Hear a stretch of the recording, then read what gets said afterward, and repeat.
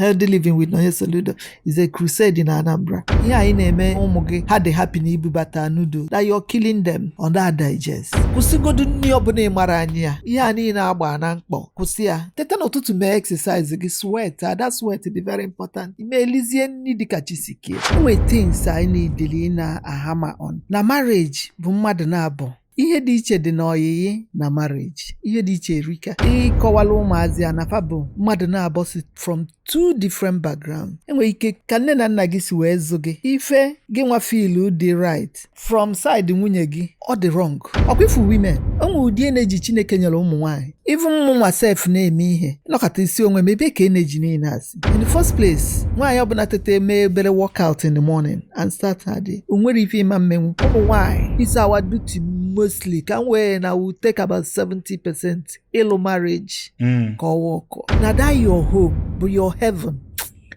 Social media egbugokwana ndị mmadụ. There is no real life in social media. Etu nsikwu na mbụ ya nwa bụ a special breed ọ bụrụ that usual politician onye ọbụla ma ọ sị gị na ya ga-eme ha take it to the bank. The fact kịta na ọ gwara ndị Anambra na ya gba ego bero beans moi na-esi obido bero ndị ọ na-egwa akwa gị na ihe a bụ assignment nwee deadline. I see from the same village banye tere aka atọ ihe ji ụkwụ 5 minutes ịgasị ike ya agali where he came with the card ịmago success card. Yes, ọ ihe a na-akpọ ya then nye m card. So the rest was a history. And there's the card get that. Marriage, ị ga-afụ nwoke ma nwaanyị ọ sị na I cannot do this in marriage. I cannot. Once I see this, I cannot. I'm out. I cannot. Kedu ihe ifili kwesị bụ a deal breaker for nwaanyị na marriage? Ihe bụ na nwaanyị fụ na-anyezi efe. Enwe the deal breaker in marriage. Question I suppose you bụ individual question. Onye ọbụla ga-aza iche iche. Nwekete ike sị gị, nwoke kpara tiri ana m ife park go out. Mana ihe pụrụ gị n'ọnụ before nwoke ewe n'aka, you know. So onweghị onye ga-azala depend. Yeah, but question deal on your personal. It's personal. It's personal. Just keep encouraging children that na marriage. Na the first 5 years gidi. But no, na ono na le no ono na amu ono. Just keep hammering it nante ha. Mandi rate too out. One of my sons say, why is divorce rate so high? I know na I dive into this. Even my girls, so nyobuna a whole lot can kowalofa. And I told them there is no way. Kwefu, engbanwe na ta captain na ba no fu gbugba anwa ga-ekpu. Itu capsize, nwere ofu onye bụ onye isi. Ọsọkwa gị bụrụ, ọsọkwa gị nwa bụ nwaanyị bụrụ triple professor. Quadruple doctor, nwoke abụrụ Mr. Igbo onye isi bụ onye isi. Health be the greatest wealth. Because for me, for onye ọbụla ịdị productive in life, for anything ị na-eme ime ọfụma, you must be healthy. Ịnọdụ na-eche, hey, ọya nke a, ọgwụ nke a ka eke ya esigo. O nwere ife ọzọ ịma na ife na-akpali ego n'ụwa bụ ka egote ọgwụ nke a ka eme ya. Even ụmụ gị will continue. Nwata na-achụ ego ọ na-achụ, mama chọrọ ọgwụ, papa chọrọ ọgwụ. But when you live a healthy lifestyle, have your me time. Enwe ihe a na-akpọ me time. Itete in the morning. Ana-adị anwa na-adịrị. That exercise time gị mechie ntị gị mee ya. Ime ya, try and live a healthy life. Eat well. Because we must make healthy living a culture. And a lifestyle in Anambra and even beyond. Anamafuku na-apụta exercise. Is it open for everybody? Open for everybody. On Saturday, Biabano na stadium. Yes. Stadium bụ Ọka Township Stadium, right? Yes. Okay. Yes. I want to make healthy living a culture in our society. Okay, for instance, ebe akita na buy, na maybe etu akita na ekwusi there. Atụkọnyere gị cartons of noodles na moto ibu na ala ụmụazị. That's evidence of good living. Ịma go kọwalụ people na ihe anyị na-eme ụmụ gị ha dị happy na ibubata noodles. That you're killing them. That ihe a bụ nwere nke bụ food. On that digest. First of all, assess my congratulations, doctorate degree honorary. Thank you. Doctor of Food and Nutrition. Thank you. At what point ka the team bia go gagu n'ime mmụọ? Is it before a bulu governor?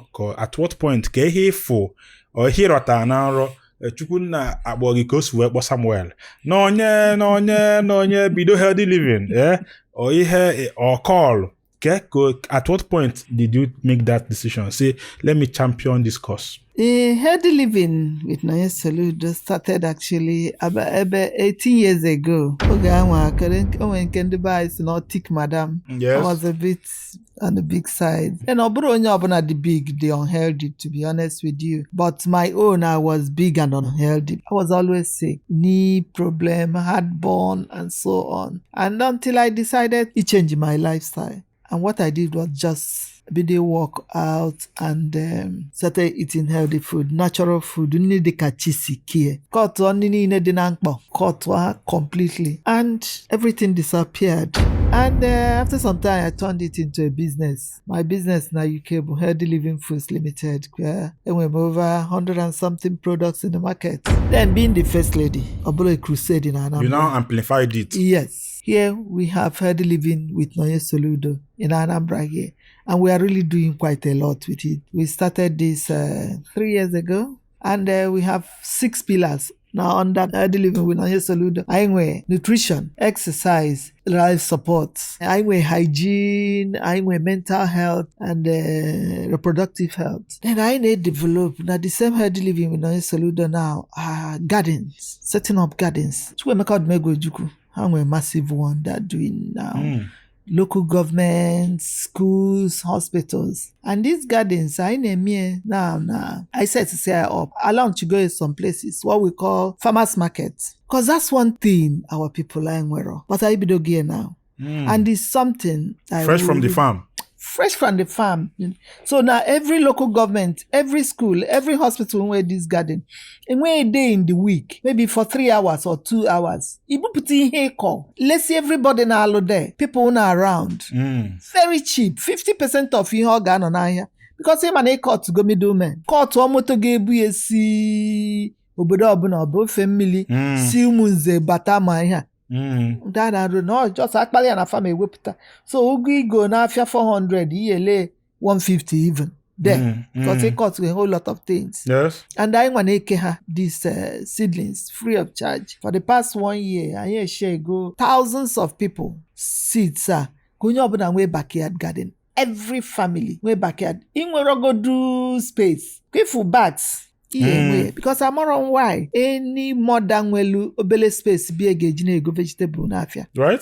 At me ge. And a bicha me nugu, a goromogo, a goromo nugu, a gorom nchango, a gorom watali. Why will I? Yes, why will I buy them? Yes, it's in your belly uju ebeni in a gimagana your neighbors, biak malu vegetable. So that's what we want to bring back. Because everybody nokita neti, if I galaka. Ufonye call tomato, 1 million people are not chia. So can if man jitinye go ocho. Mana when all of us I ain't chani ne koya na buying. Prices are drop. And these tomatoes in Nagwagi, you want up to 10, 20 na begi. What if you call a tomato na afia? So you can save near, go and so on. And I try again make and buy malona, anyway some crops, anyway some things. The buy also no go sakoneme. On very well. In my office, I call carrot, I call cabbage. Now that government house now, where everything I had in with it. Green pepper and go ufunkuru green pepper water 1,005. Meanwhile, I call and the local governments in Golie. Fruits got me up to 15. Everybody call ya. If una green pepper got no 200, 150 naira na afia. Yes. So, but everybody I need near Galaka, hey, government because someone on your farm. And that's what we are encouraging people and encouraging for the seedlings to go and do. We will do more. You hear this farmers market, we will push it and food prices got drop in Anambra. Then na schools, I set it up if I call pad banks for girls. So every schools now I know we club we have a pad bank. Yes. And we have a WhatsApp group. You can not drop. Yes. I feel we are up. Yes. So things like that. I want to make healthy living a culture in our society. The time to make exercise, get sweat. That sweat is very important. Ibana garden give bela kokoni very natural food. Or if your body need it, just nyobana dey tuchukuzike. Keta ụmụ nwoke enwezikwa efe nwaanyị asị gị hello ị na-eme ọyala gị na-apụ apụ ụmụ nwaanyị sizi na ada achụfa achụ na onye si Let me think about it. I was you think what am I your brain? I don't know. No, can't you think about it now? Kedu kunu si eme kunu mgba? Kedu kunu si me Kurobia na Mwabo? Using Chalenwa Mgba for Nonye as a case study, please. I see from the same village, actually, to be honest. Very banye teraka to joke 5 minutes igasi ke agali. Aye tokebero no ya nwe tokuro no mwa toro. Kenwe his friend also na kuzide. So biazi visit ye we chom nyem card. So the rest was a history. And there's a card get that. Mogama na amaron no na no I know God just because man his age grade na my village. Let me say quite a lot of them be for me. So and one thing with me Buna. You know, any of them think of him because for me growing up, I think my mom did a wonderful job. So I never didn't take any of my mother with 3 gig. No, never ever. When he came with the card, my success card, yes, I had a then. So he gave me money. Go in it, I can't remember, you know. But, in Aliego. My mom. So when I was telling my mom, in Aliego, my mom say yes. My mom say at home when because this is the first time I love money in my life. Because one of my mom they quite close. They're disciplinarian, but I'm only at the too close no more anything men in my life. And you know, because of that, because it really helped me. Because it's only your parent, it's only your mom who can give good advice. Yes. Because if you don't make your children your best friend, I choba this advice, I choba this in her from friends. And don't my friend so yes. I advise people to be so close to their children. I am very close with my kids. You know, so my mom when Kobuna Merana, he just in na bakanje fe DG. You believe on obuna love wine question and something obgonna break or gift. Do you think is a must? No, it's not a must. People understand the own way. Gift is good, you know, but oburo no but the central thing. That's where our girls are losing losing the whole thing now. Because I believe ego na material things about everything. It is not. That person you are looking forward to, hey, I can't wait to finish my work and go back to and gist what happened today. Even nigga no go to the office, so fee me fee but a phone, I'm coming back now in Chameketa. You know, that person you're looking forward to go back on a batch, yeah. That's number one thing. Didn't cause up the secondary, didn't cause us to help, galvanize, yes. Finally, 1992, I made our traditional wedding and our wedding. So this year, it will be 33 years. 33 years. I wedding, yes. Being the wife of a career-minded person, onye goal-oriented, just like you said, you know, Makachale for how academically sound, and onye ambition, onye the very ambitious and everything. How were you able to cope as the wife of a very ambitious man, no, chose to impact the world or better? Yes, one of the things you must this is a like as I said before, I got a program on a Brookings Institution, Washington DC for 18 months.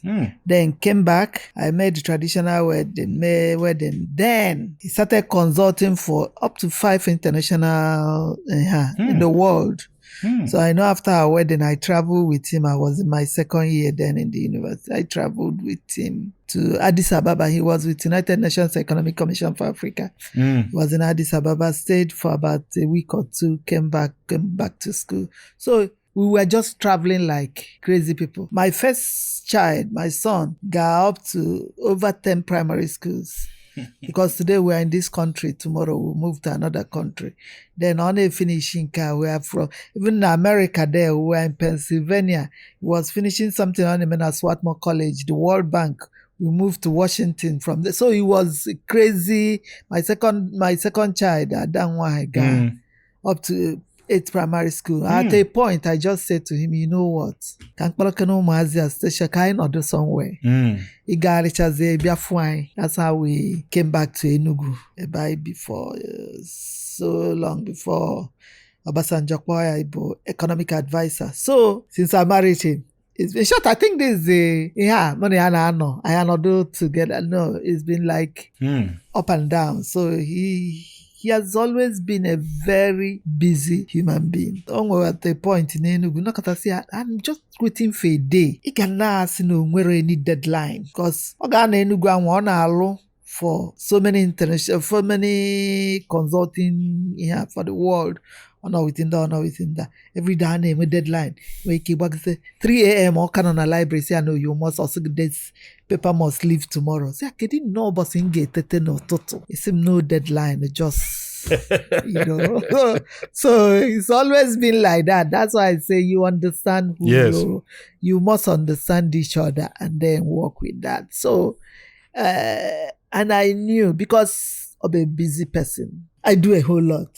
Work with our domestic staff. I knew because of the busy, we don't disturb it. Motor no problem. We work, make sure na motor cars the very because only the peace. That's another thing I want women to know. If you want your husband to excel, there must be that peace at home for him. For my husband, man only need his brain to chunk off papers on a day every day. Yes. What idea be mechanic and so we I with 3 cars then. Carbon with problem. I didn't drop until I went a driver and I drop. So working directly with them, what do you know?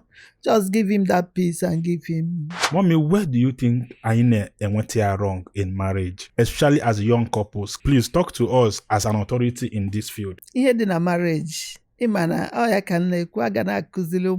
think I get intensify this marriage course. All the canabeje and I call and we things I need Delina a hammer on. Na marriage, bumadnabo. Ihe dị iche dị n'oyiyi na marriage. Ihe dị iche erika. Ịkọwala ụmụazị anafa bụ mmadụ na-abọsi from 2 different backgrounds. Enwe ike ka nne na nna gị si wee zụ gị. Ife gị nwa feel dị right from side nwunye gị ọ dị wrong. And now ụmụazị kịta aghọtara na you need to take time to learn each other. Ana m use kali plane na-take off. Onye ọbụla na-ejidecha aka na seat. Until low cruising altitude. So now that stage of taking off, for me, give it 5 years. Good 5 years. And na be na that period because it's a different thing than na mana. I am learning onya na learn onye mbo. So that at a point, your wife, I say, this is my husband. When he get amazing, I say, I say, I happen now, my husband. You can't change him. In short, at a point, the only imezi your chibochi. When he yanwa get me chibochi, mano ina kowalo mazina. Na game when after that turbulent time na marriage. Kita father agotia. Famwera ane I'm off because brief ake abiafo.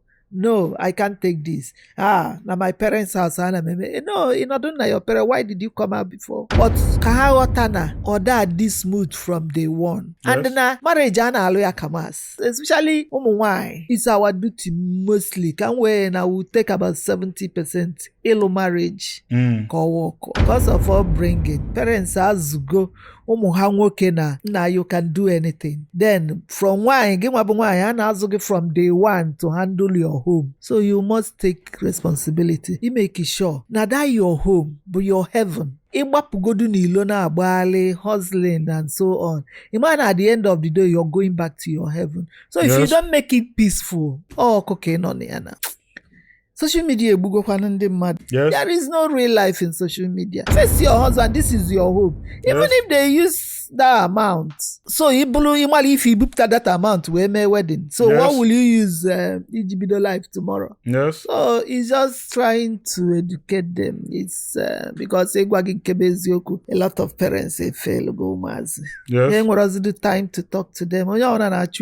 Mommy, do you think that marriage derailed your career? And when they career women, I say, na onya moba nwa career anya ostonto omo when the mobo same sigodi nwa emesikwa you don't lose anything. Do you think that marriage when you own a pull from wine out of your own experience? Planning your life well be very important. I wouldn't say but for me, immediately in drop my pen, graduated from the university. I started a business. I started Queen's Computer World, West African Limited, which was a huge one in Nsukka. Onye ọbụla gaa Nsukka around that time, Gamma Queen's Computer World, we were inside the university. We computerized the bank. Nona University Community Bank. We computerized the bank. So Mwa, as I said, I put my family, the children, the family first, at the same time running my business. I don't think no mama na enwe nane me business because hana no haga from before he j school. Other than so her j drop on her wage office. Nata no make sure and everything declared. Before job office. Yes. Then Hanata me so jebute her and emergency anywhere again. Yes. So man on office until that time Hanata. Yes. So iju afafa gasị na nwe FM na-alụ. But because this kaga from na anapụ, kaga from na nata. So I was juggling the two things, my home, my business. Yes. And they were all thriving. That's why when I tell women, it is Okis way handle at every point in time. May make sure that this one take go to number 1, 2, 3, 4. Yeah, before my business comes. But at the same time, Manchanaga very well. I say it every time. I tell women anytime on for her. Okay for women. Energy even myself name me. Look at this young maybe energy in the first place. Why you not me better work out in the morning and start her day. Unwere ife ima mmenwu ị ga-afụ nwoke na nwaanyị unu jecha travel bulu family je pụta nwoke adasa ụmụazị adasa mana gị nwa nwaanyị ga-abakwa sie nni na kitchen anwa sie nni n'abalị anwa bupụta onye ọhụrụ na-elie like mụnwa until at the end of the day nọdụ anyị na echesi I'm done. Oge ahụ ka ị ga-asị okay ifuze na ike agwụgo gị but Chineke kesi ụmụ nwaanyị ike fama God mana anyị ga-enwe ụdị ị ga-run home ọ mana ụdị kịta ga-adị gbaa business wee mee ihe niile dị na ya so ụmụ nwaanyị ka multitask and everybody must tap that. Ụfọdụ nwere ike ha ama na nwoke ọbụla na-eme ọfụma nke ji enyo anya na enwe nwaanyị na-asị ya nka kedu ife na-enye di gị such orientation such idea ọ bụ na ọ na-isu ọfịa ka ọ na-alụ n'ife a sị na ọbe nne ya ọ na-abịa n'ogide tete n'ụla n'ime abalị na ya sị m ga-alụ ihe eji ka ihe na-enye ya inspiration a etu nsikwu na mbụ ya nwa bụ a special breed ọ bụrụ that usual politician onye ọbụla ma and he is somebody ọ sị gị na ya ga-eme ha take it to the bank ọ bụrụ onye ga-anọkọta sị gị na ya mago just ka wee akwa politicians o mepe ọnụ ọ na-akọ mba the fact kịta na ọ gwara ndị Anambra na ya gbegobero beans moi na-esi obidobero because ichi Anambra otego ọ na-agụ because o nwe things o nwe etu o si chefu Anambra oge ọ na-apụta mụ na-asị ya why ụmụ m daddy why but he said na ya feel na enwe ihe Chineke ji mee onye Anambra because to be honest with you as I said earlier he's a special being and ihe ahụ ka ọ na-emekwa na Anambra obidobero ndị ọ na-egwu akwa gị na ihe a bụ assignment nwee deadline so he's always ọ na-agba ya ka popcorn n'isi what to do for Anambra and he's thinking on a sleep with that new Anambra cheerful on a wake up with the dreams and so on and Anambra afubere anything yet that's all I can say to the Anambra knowing onye monia neme. Let's help you create some magic. Let's help you capture your best moments. Let's help you relive your memories. Book us now at Yarn Content Factory. Let's give your events and video production the perfect touch.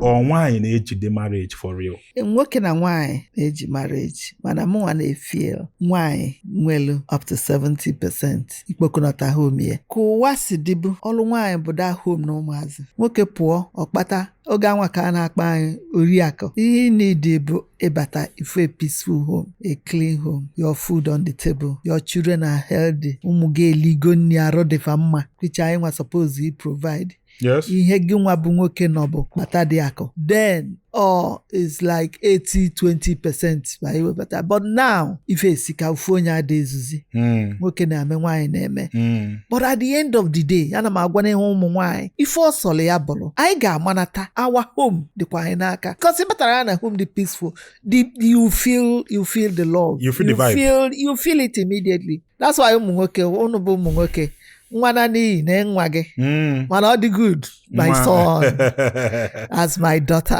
as my mana ma wi ụmụ nwaanyị o nwere ihe anyị megide business mala oge ị ga-anọ n'ụlọ ụmụazị ewe je school bọsọ gị na-eme biznes enu taịm afa na-anata nke anyị zụta nwụrọ 4 o'clock ọsọ vaji anọ n'ụlọ mechie the shop ọ hapụrụ sales girl gị ọ onye na-alụ ọlụ oyibo time ị ga-eji na-emechi you need to be home with them mala ifeva na-eme mala assignment and listen to them because can na interact now with children na schools ka m ji mmalụ na a lot of them na-achọ at the end of the day to see the parents ka ha kọọlụ ha ebi ndị a na-achọ idubanye na call ọ na-eche ma ọmị ọ na-abata n'abalị biko jefu ọkpọọla ya afa nwa ya na ya bi go and talk to I'm so tired ọ naba ọtakịrị mekatazi ọ dakwunye ndị ala so nne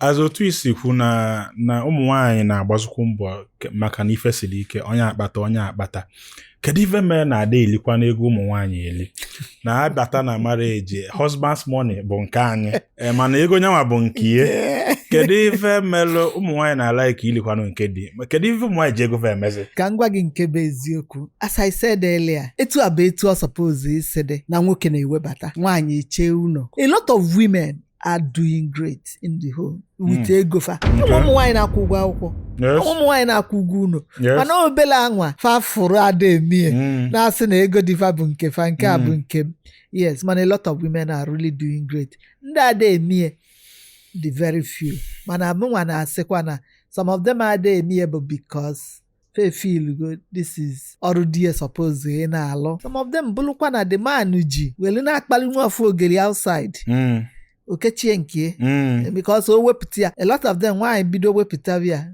elito ya nke ya dịkwa adowezie ịkọsị na ezinụlọ ezi akalizie ụlọ kedu common mistakes anyị na-eme na ihe anyị na-eri because some of us amaro onye fụ nke ogolo tachalụ kedu the common mistakes anyị na-eme bụ nọ onye kwụsị ya ọfụ the result na ndị ozugbo ihe onye ọbụla ga-akwụsịgodu because it's so simple and ndị mmadụ eche na asị gị bibe healthy life not expensive it is not kwụsịgodu nri ọbụla ị mara anyị ya ihe a niile agba na mkpọ ihe a niile ekechikọrọ very colorful kwụsị ya nri dịka chisikie ịba na garden gị bele akwụkwọ nri sie nri very natural food nutrient dense or if your body need it because our organs emerofa process all these chemicals our organs not there just to process this simple food chukwunyela vegetables just nri ọbụla dị etu chukwu sike or if your organ no mana ọ bụkwa nke ibu nọkata isi na noodle mara ife ọ mara na rọba ije a doctor did mail something na obodo oyibo the other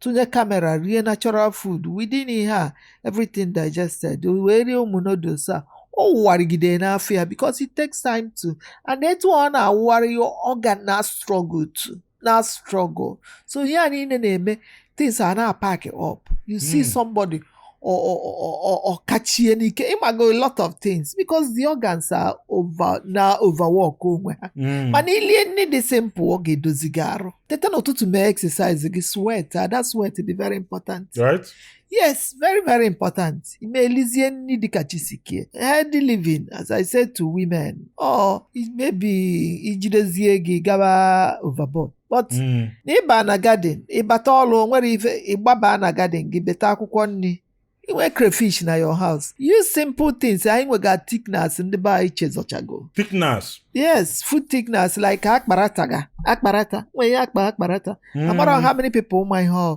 flavor dị egwu and very high in antioxidant very good just use a bit of it thicken the soup benye ya vegetable inwezie ego tichanyekwu ya anụ na azụ inwere crayfish is okay n'elu ụmụazị garị bụ cassava butuo nni ụmụazị lijuo afọ ṅụọ mmiri ifụrụ arụ amasị afa mma mana mmadụ ebute cartons of noodles dobele nwafa ifu na this child ga-adị ma nourish unu jikwa ego and that's another problem kwa ata ihe gbaro agbari chemical aka apinye nke ọ dịrọ mma for them onyefe real food and anyị nwee nni because na parents are so busy parents are so busy so ọ dị a na-elizi ofu ihe o nwere the other day I was talking to them somebody said na mana enwere nke kwane eriri a na-egwusirie nke nwana ọgwụ si ya na anyị nwee nni nni dị mana ọ ịkpachapụ anya think through it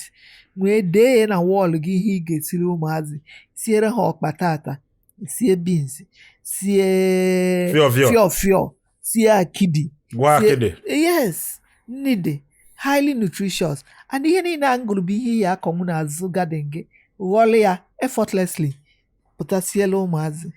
But to touch to that fasting because achọrọ m ịjụ gị ụfọdụ na-eji ulcer enye excuse na ulcer na-eme nke nwa mana ụfọdụ sizi na even fasting helps ulcer and everything. Kedu uru ibu ọnụ ba anọgide mmadụ ebe buchara ọnụ enwe uru ife iri n'ọba physically? I use fasting a lot to heal myself.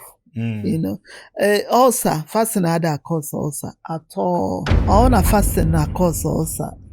People like me, I can't go. So it doesn't cause ulcer. You use fasting to heal yourself. Yes. A lot of people. So when you get no yourself, you decide that immediately need till the body is healing itself. Yes.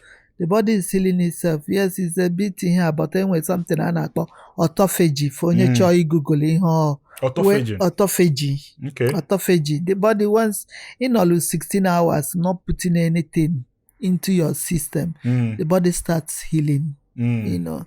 So sometimes people do 36 hours. People do 72 hours. I do 3 days sometimes just to heal. To heal once in 6 months, once in a year, you do it. It's very important. Okay. Well, above everybody. Mami kawala kedu onye bụ Nonye Soludo ganiru? Nonye Soludo, thank you. And obijamangole no ebe today na Gbam. Daalụ mami. Ana m afọ no steady n'ihe unu na-eme. Daalụ. Nonye Soludo bụ nwunye aka na-achị steeti Anambra steeti bụ Prọfesọ Charles Chukwuma Soludo. Nonye Soludo bụ onye Isiofia, ụmụ ezi Isiofia. Mụ na gọvanọ anyị si ofu village. Bye bụ just about 10 minutes walk. Mama m na papa m bụ ndị nkuzi. Secondary school aga m na Queen of the Rosary Secondary School Nsụka. Mana mụ na di m itili na 1988 oge na-enene WAEC. Then before by University of Nigeria Nsụka, then my computer science first degree, then my PGD in accounting na UNEC, University of Nigeria Enugu campus, and then my masters na University of Westminster London in na international finance and accounting. Thank you for watching Gbam. Would you like to be heard? Do you have a story you'd like to tell to the whole world, or a God-given talent you'd like the whole world to see? Or would you like us to take your brand and business to the next level? Come now to the most popular Igbo interview in the whole world. Gbam. Contact the numbers on your screen today to place an advert or be our guest. Kindly follow us on all social media platforms, Facebook and YouTube at Young Content Factory and Gbam Interview, Twitter and Instagram at Young Content Factory. Thank you.